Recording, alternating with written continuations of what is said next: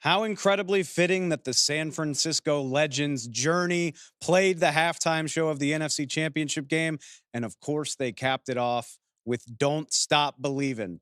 Isn't that the theme for a game that the San Francisco 49ers once trailed 24-7 and wind up winning 34-31? An amount of wackiness in the second half of this game that I don't think you could capture in an hour-long show, let alone a brief video. Whether it's the 51-yard gain to Brandon Ayuk bouncing off of a defender's face mask, getting the 49ers back on track, whether it's the Jahmyr Gibbs fumble on the very next play.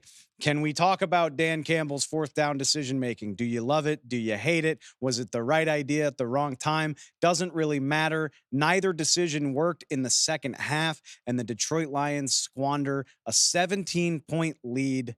And it's the Niners going on to the Super Bowl for the first time since 2019 against the same team they played in 2019, the Kansas City Chiefs. This time they'll do it with Brock Purdy leading the charge.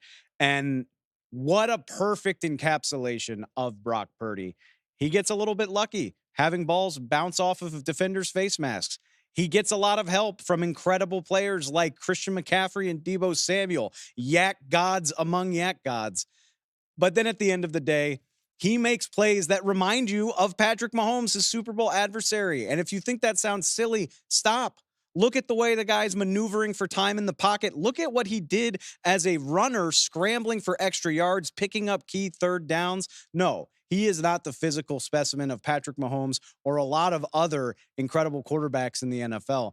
But at this point, the results speak to themselves. And as we always say, does it matter if he would be this good on another team when he is quarterbacking this team into the Super Bowl? An incredible turnaround. They looked lifeless. They looked hopeless. It's about as toothless as I've ever seen the Niners defense look in a game here since Nick Bosa was drafted, I would say. And they turned it around. They stymied the Lions offense. And now they're on their way to the Super Bowl.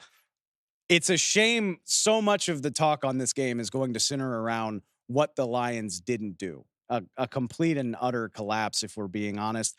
I am of the mind that when you're playing a team this good, especially once they've gotten rolling, I understand Dan Campbell's decision-making to keep his foot on the pedal, to try to keep his offense on the field and score points. But at the same time, the first decision he made to go for it was when the Niners were up by 14 points in makeable field goal range. You make that kick, you reestablish a 3-possession lead halfway through the third quarter. Maybe we are talking about an incredible turnaround in Detroit. Instead, it's more heartbreak for the Lions of a very different sort.